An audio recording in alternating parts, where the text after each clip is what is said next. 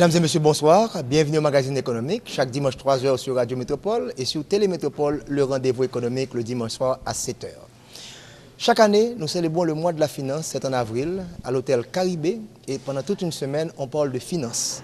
Et c'est là où nous sommes pour vous présenter cette émission qui va vous permettre de vivre avec nous, surtout la soirée du mardi où il y a plusieurs activités, particulièrement les nouvelles personnalités qui entrent dans le panthéon de la finance. Et également, cette année, on avait décidé, à cause du thème du sommet, la 5e édition, à savoir financer les exportations d'Haïti, nous avons honoré les exportateurs haïtiens.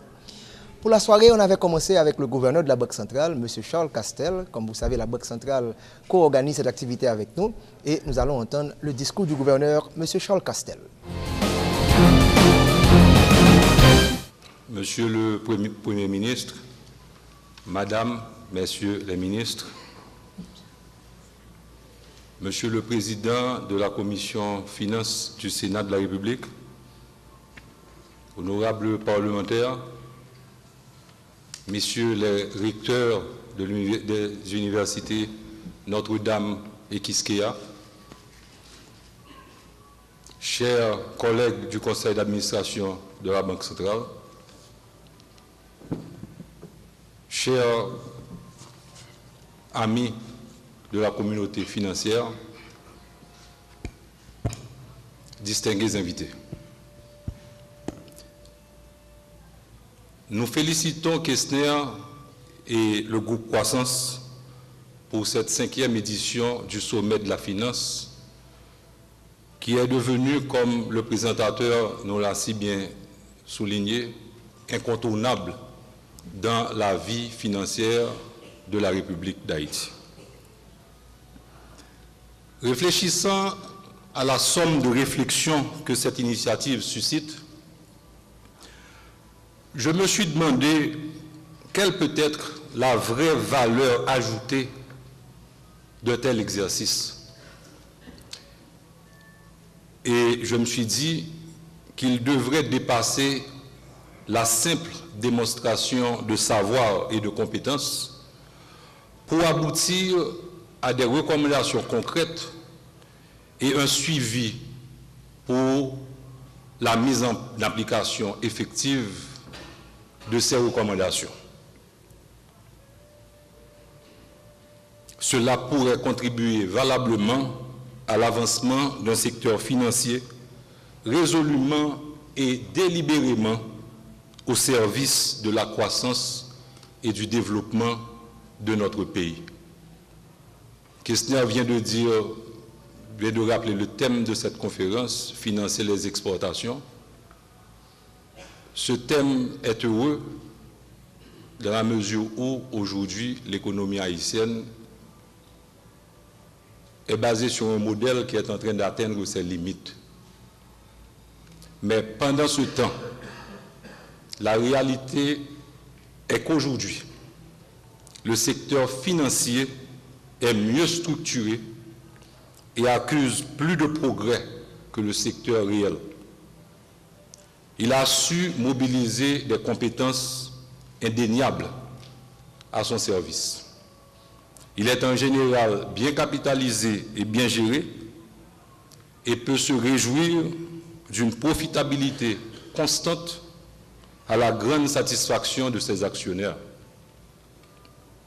À titre d'exemple, le secteur bancaire a connu chez nous une croissance moyenne de 9,5% l'an en dollars au cours des 18 dernières années. À côté de cette technicité, de cette croissance et de cette profitabilité, le secteur a encore une qualité fondamentale, sa transparence et la qualité de sa gouvernance. C'est un secteur hautement régulé, sujet à des règles exigeantes en matière d'audit, de vérification externe et d'inspection régulière, tant sur pièce que sur place de la Banque centrale. De ce fait, les états financiers de ces entités sont publiés régulièrement, ce qui fait d'eux les meilleurs candidats à l'émission d'actions et d'obligations au public, ce qui requiert la conformité stricte aux normes de divulgation généralement admises en la matière.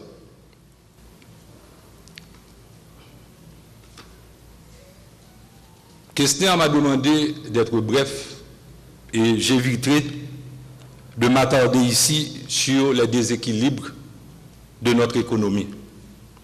Qu'il suffise de rappeler nos défaillances au niveau de la production et de l'emploi, nos deux déficits fiscal et externes qui sont comblés seulement par le recours aux transferts publics et privés.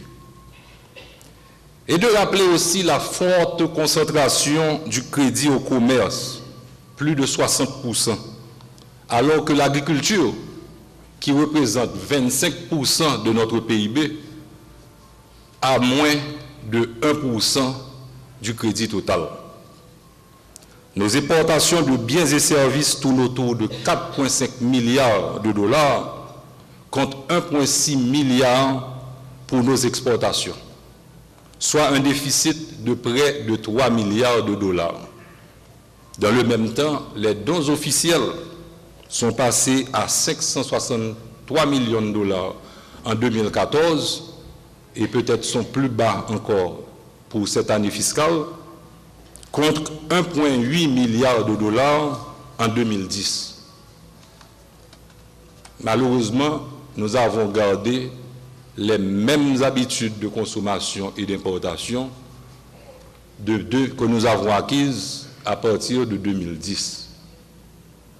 Notre modèle de dépendance semble atteindre ses limites et seule la croissance de la production et de l'emploi peut assurer notre stabilité à long terme. Et je peux vous dire que ces jours-ci, beaucoup d'acteurs économiques, d'agences économiques appellent la Banque centrale pour demander des dollars, pour se plaindre qu'il n'y ait pas de dollars de disponibles comme auparavant sur le marché. Et moi, je prends le malin plaisir à répondre, tout simplement pour sensibiliser tout le monde, que la Banque centrale ne fait pas de dollars, c'est l'économie réelle qui doit faire des dollars. À part, bien entendu, les 1,9 milliard de dollars, c'est bien le chiffre actuellement que nous recevons de nos compatriotes de la diaspora.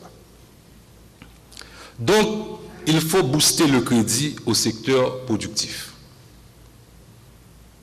Ce crédit doit être soutenable, et c'est la logique, soutenable financièrement, parce que le débiteur devra rembourser, soutenable économiquement, quand ce crédit solvable induit de la production et des emplois substantiels dans le sens de la réduction de nos déséquilibres structurels et de la pauvreté. De toute façon, avec ses atouts et ses avances, le secteur financier doit assumer et systématiser un rôle de leader et de locomotive de l'économie nationale à travers l'institutionnalisation des plaidoyers constants pour la compréhension du poids des contraintes sur le crédit et l'avancement de politiques publiques cohérentes convergeant vers la reconstitution et le renforcement de nos capacités productives. C'est que la croissance du crédit dépend fortement de la levée de certaines contraintes, la mise en place de certains piliers transversaux tels que les mécanismes de garantie,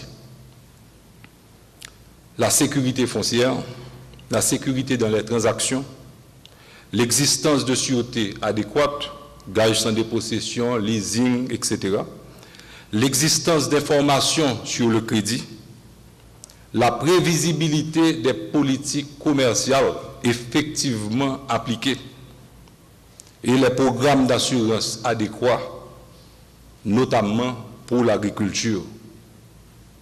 Et ici, pour bien sensibiliser tout le monde au poids de ces contraintes, je reprendrai la formule du président de l'APB, que je vois ici, Maxime Deschamps, qui, lors d'une rencontre il y a peut-être 2 ans, à la primature, alors qu'il était reproché au système bancaire de ne pas donner assez de crédit, Maxime Deschamps a eu une formule, une métaphore vraiment qu'il faudrait qu'on retienne, en disant, mais reprocher au système bancaire de ne pas donner plus de crédit de mauvaise foi, c'est comme si on reprochait à un hôtelier de ne pas louer plus de 50% de ses chambres et de se bloquer sur un taux d'occupation de 50%. Donc, la mitigation des risques est fondamentale. Je pense qu'il y a eu au moins 2 travaux conjoints de la BRH et de l'APB sur la question, l'un en 2010, notamment avec Peggy comme coordonnateur de l'équipe, dès le lendemain du tremblement de terre, et c'est ce document qui avait servi notamment comme document plaidoyer pour la mise en place du fonds de garantie partielle de crédit avec le support du Trésor américain, de la BID et de la Banque mondiale.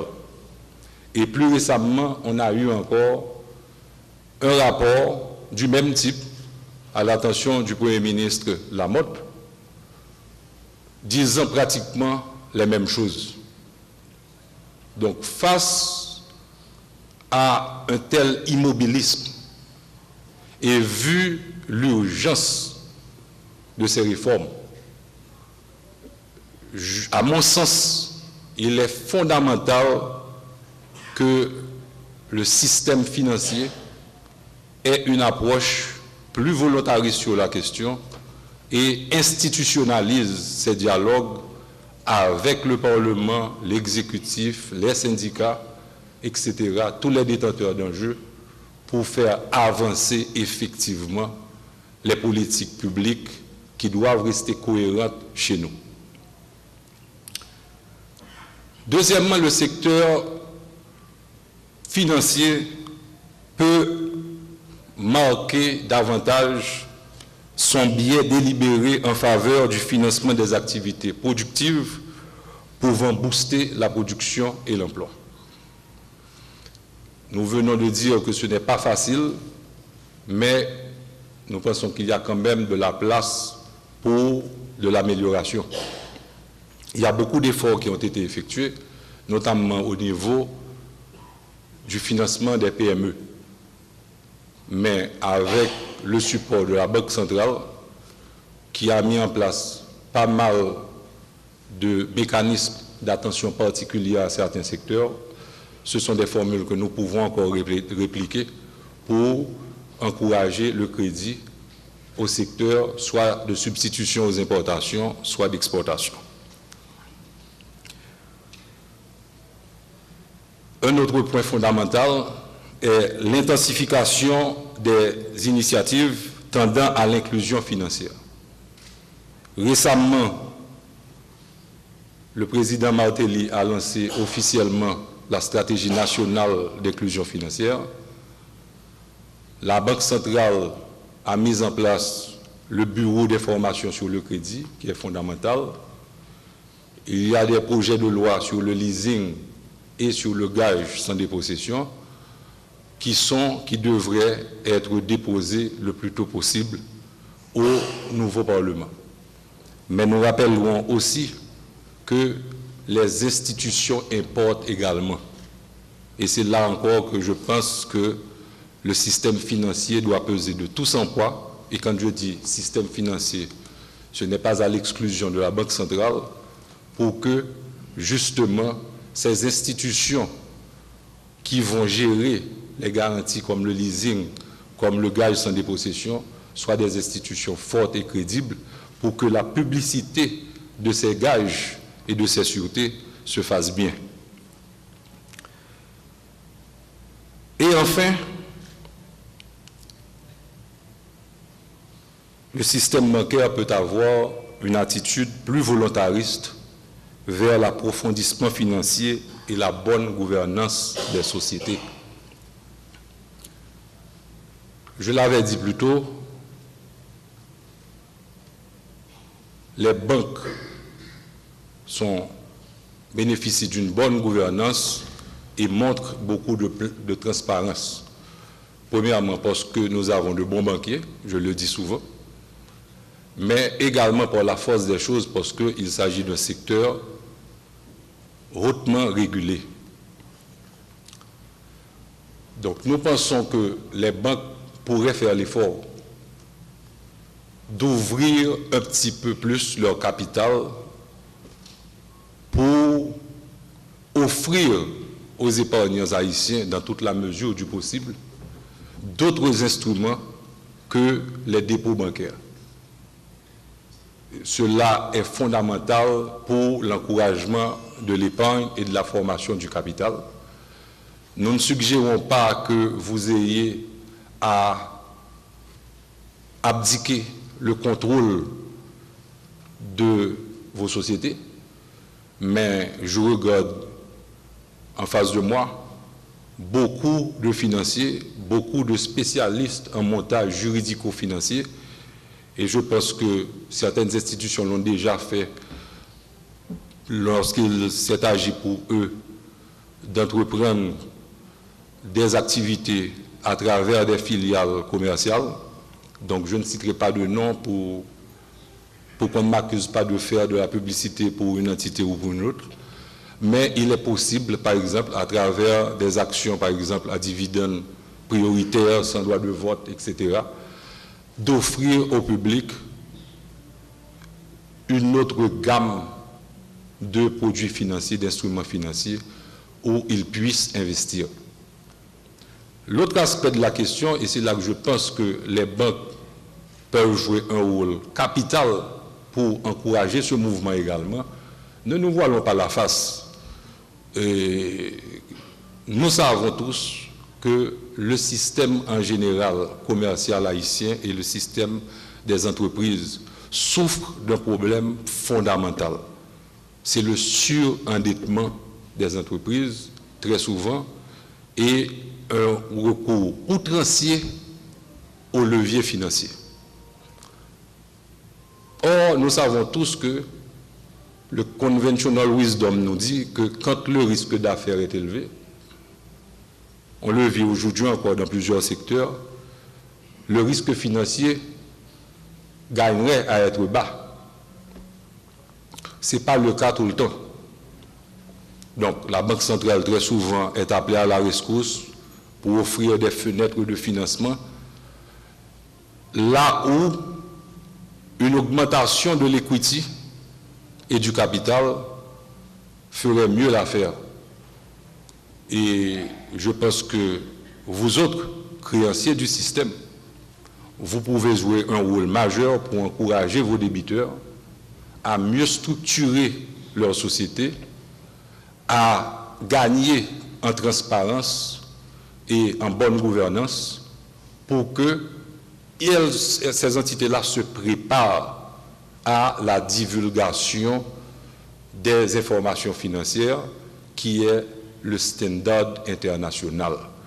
Parce qu'à chaque fois qu'on me parle de marché de capitaux, bon, de bourse, mais il faut commencer par avoir d'abord un marché primaire, ensuite pour qu'on ait un marché secondaire. Donc,